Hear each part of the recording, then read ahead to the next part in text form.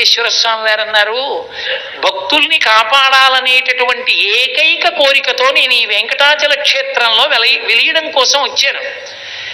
నేను వస్తే రమాదేవి కరవీరపురం వెళ్ళింది. కరవీరపురం అంటే కొల్హాపురం వెళ్ళింది.